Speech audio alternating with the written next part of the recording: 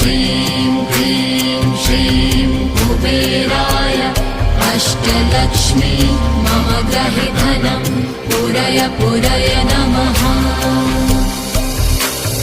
ॐ ह्रीं श्रीं क्लीं श्रीं कुबेराय अष्टलक्ष्मी मम गृहे धनं पूरय पूरय नमः।